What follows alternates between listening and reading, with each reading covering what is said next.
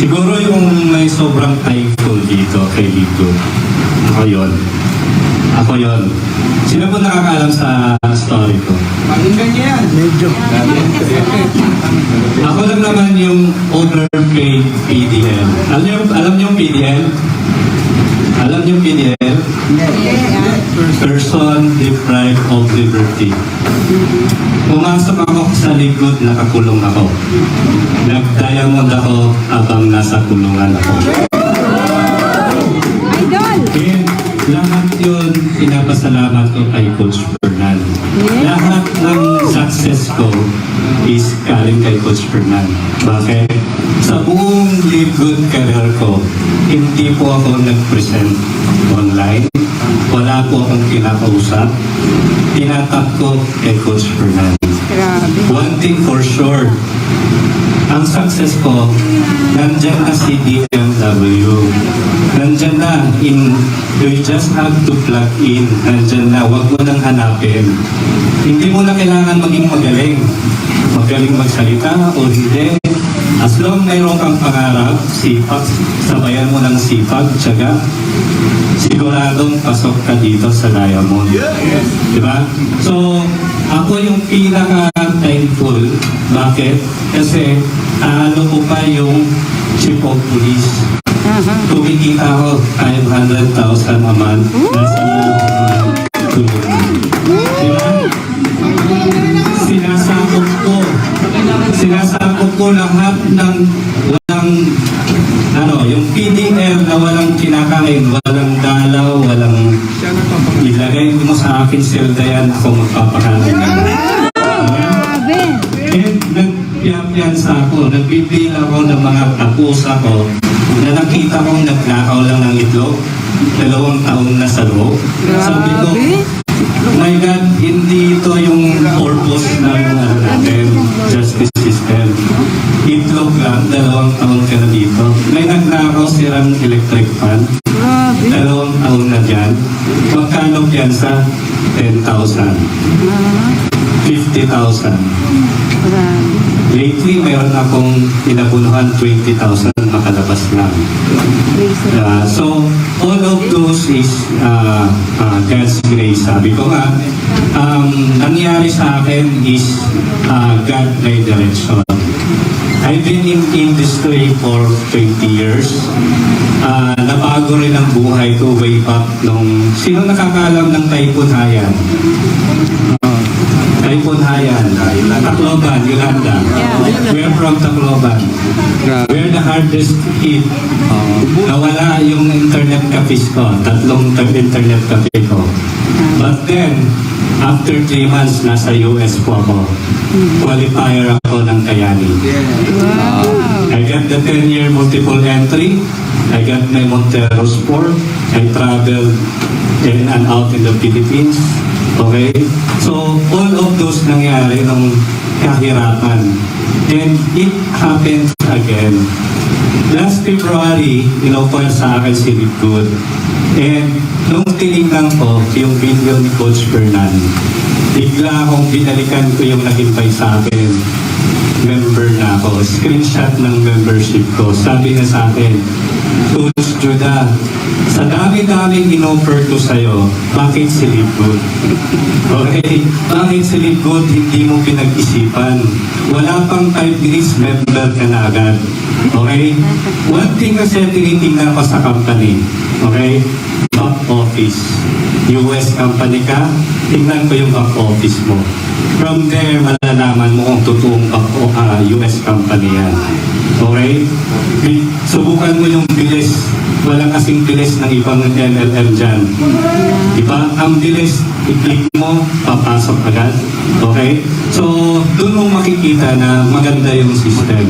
And don't be threatened sa mga company na nagbubukas ngayon lang dahil ginagaya si Good.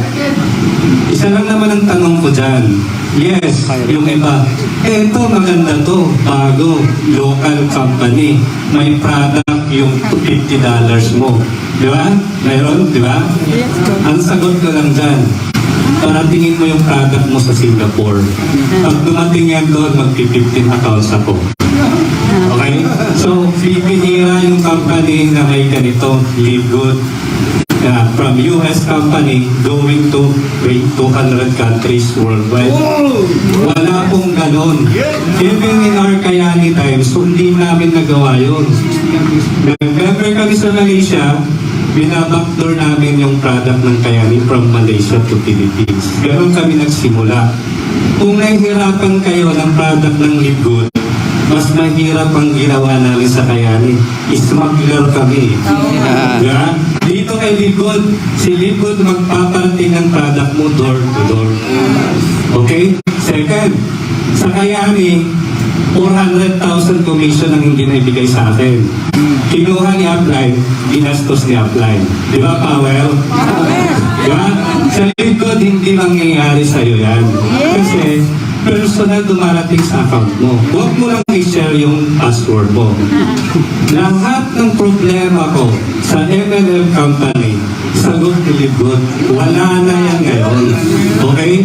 Products na nakikita mo online, hindi mangyayari kay Live Good yan. Bakit? We are not required to buy a product. Di ba? Hindi tayo kailangan bumili ng product. Sangkatutak na product para maabot mo yung rank mo. Tama? Mali. Dito, bibili ka kung anong gusto mong product inumin. Di ba?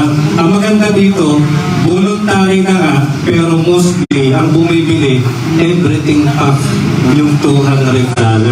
Hindi dahil required, kundi gustong tikman yung product. Okay? Ito lang, pagdating sa product, pag US company yan, huwag mo nang questionin yan. Okay? Mas lalo na pag nailabas ang product ng US to other country, mas malalong matindi yan. Kung dito sa Pilipinas, kailangan natin magbigay ng pag may papalabas tayo product. Nasubukan niyo na po magpalabas ng product from Philippines? Mahirap, di ba? Hihingan ka ng mga documentary sa DHL. Pag wala, hindi tatanggapin. Mas lalo yan sa US. Hindi yan mailalabas ng US kung walang mga documentary. Yung mga nagsasabi na illegal si Live Good. Okay? Illegal si Live Good Wala dito sa Pilipinas. Wala silang permit. Walang BIR. Isa lang naman sagot ko doon. Okay? Wala pa pong Live Good Philippines. Hindi po tayo kailangan ng documentary requirements. Saka lang tayo magkakaroon ng documentary requirements pag nandito na si Live Good. Okay? Sa mga nagtatanong na Ponzi scheme, okay, Ponzi scheme si Live Good, okay, mahilig ako sa US company. It's because diniligrate ko yung Pinoy. Madaming company na magaganda sa Pinoy. Ang problema, pag Pinoy ang may-ari, pag nandyan na yung pera, ayaw na bitawan ng komisyon. Tama? Real talk? Ayaw na nilang ibigay sa tao. Which is, ang daming magagaling na Pinoy, madaming magagaling na mga kumpanya. Talo pa nga yung mga international sa idea Pero pagdating sa pera, ayaw nilang bitawan Di ba? Yun ang mga ayoko sa Pinoy. Hindi naman ko nilalahat. Okay? Pero when it comes to Ponzi scheme, sinasabi nila yung $40 hindi mo pwedeng pagkakitaan yan. Mali po yun. Okay? Bakit? I've been in Kayani. Ang packages doon is starting from 8,000, 12,000, 17,000, 15,000, 100,000. Kung wala po kayong ganong pang starting, magbayad kayo ng $40, may website na kayo. You can do your business. Tama ka rin? I'm from Live Vantage. Ganon din. This is a US company. Okay? $40 din. Kung wala kang pang sign up, $40 din. Okay? $40 application fee. Ilang website binibigay sa'yo? One website. Okay. What makes Live Good illegal? Ginagawa naman ni Kayani. Ginagawa naman ni Live Vantage $40. Ang maganda kay Live Good, 5 websites na ngayon binibigay ni Live Good yung kapalit ng $40 mo. Talo ka pa ba doon? Talo ka pa doon? Di ba? Sa ibang company, wala kang ni pisong kusing. Pag naka-invite ka ng walang pang package, $40 lang, ni piso wala kang kikitain doon. Saan na pupunta yun? Sa company. Di ba? Sa company. Kita na ng kayani, kita na ng advantage, pero sa live good, 50% binibigay sa builder. Di ba? Power yun? Yes. Hindi lang yun. Hindi lang first level. Ito, malulula ka. Expected ko, ang kita ko is $75 na. Pagdating ng Friday, bakit $300 ko? May kita ka pala sa second level, third level, fourth level. Anong sikreto doon? Don't hit the rank as fast as you can. Bakit? Nagtatapon po kayo ng pera. On the first day, dapat nagra-rank up kayo. Bakit? Pag hindi kayo nag-rank up, babayaran lang kayo first level. What if yung first level mo nag-build agad? Naging silver agad? Wala po kayong pakinabang doon. Wala kayong rank. All you have to do is to hit the rank as fast as you can. Okay? Huwag niyong pabayaan na malalampasan kayo ng diamond ko, Adonis. Dapat nauuna ako, di ba? So, sayang naman, malaki yung binild niya, tapos hindi mo pakikinabangan. Okay? So, hit the rank as fast as you can. Okay? Tapos, focus. Ito, focus. Kaya lang, wala pang super yet. Okay. So, umaba na yung kwento ko. That then, sabi ko, I am very fortunate kay Coach Fernan. Coach, I am forever grateful. Wala po ako dito pag wala po si Coach Fernan. Okay? Actually, parang sabay kami mini-message ni Jessie Garcia. Okay? Pero I'm grateful dahil hindi ako nag-go kay Jessie Garcia. Bakit? Wala po akong speaker. Diba? Siguro hindi rin ako nag-diamond. Walang kwenta. Okay? Pinakita kami Coach Fernan, mini-message sa kanya Jessie Garcia. Halos parang sabay kami January. Pero I'm grateful to my sponsor, si Giselle Doquilla. Siya yung nag-offer sa akin. Walang sawang in-offer sa akin. Siguro nakasampung kumpanya na. Okay? But this time, wala akong, hindi ako nagdalawang isip. Siguro, wala din akong pang-bail kung wala ako sa likod. Okay? Wala akong pang-bail. Magkano bail ko? 350,000. 350,000. Ang tanong sa akin ng court employee, approve na yung bail mo. Mahina yung kalaban. Okay? 350,000. Kailan ka kailan ka mag-bail? Bukas? Sabi ko, now na. Diba? Now na. Dahil kay Livegood yan, lahat ng kinita ko kay Livegood, inipon ko sa CW. Pinaikot ko yun ng pinaikot para ma-serve ko yung grupo. I'm not only serving in sa team ko, I'm serving the whole Livegood DMW. Hindi ko po pinag-ano yun. Hindi ko pinagdadamot yun. Kasi I've been through it. Ako yung nag-activate. Sumasakit ulo ko nung Binance lang. Lahat ng nag-activate sa akin ay nag-activate sa grupo ko. Ako nag-activate. I got 16 cellphones sa loob ng Zelda. Okay?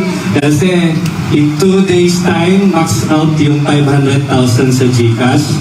And I believe walang nagbabayad ng CW kung hindi GCash. Gusto nila GCash. Sana mo hahanap ng GCash account kailangan individually isa 500,000 lang. So I need to gumawa ako ng paraan.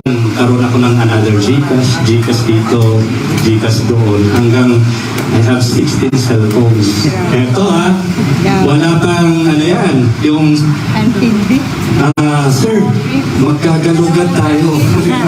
Magkagalugan tayo. Bilisan yung bilisan yung pagtago ng cellphone.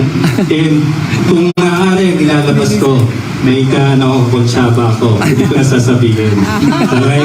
Pero madalas, kay Lenny ko po pinapahawak yun. Alam niyo si Lenny? Sino si Lenny? Sino si Lenny? Sino? Si Lenny. si Lenny Lugaw. Okay? Ha? So meron kaming CR doon na tinakpan ng tarpaulin. Nakaganyan si Lenny. Doon namin tinatago. Saka sabi ko sa mga PDL, sabi ko, huwag niyong linisan yan. Para pag naggalugad, hindi nila gagalawin maduming-madumi. Di ba? So pag naggagalugad, hindi nila mahanap kung saan ko tinatago yung mga ice cream bucket ko. Okay? So, again, thank you, Likud. Thank you, Coach Fernan. I am forever grateful sa'yo. Although ang daming nagbabash sa inyo, sabi ko, no, walang Live Good Philippines pag wala si Coach Fernan. Ang daming nagbabash, pero I am forever grateful dahil wala ako dito kung wala si Coach Fernan. Thank you so much. Thank you, Likud. Yes, bro. Nice. Yes,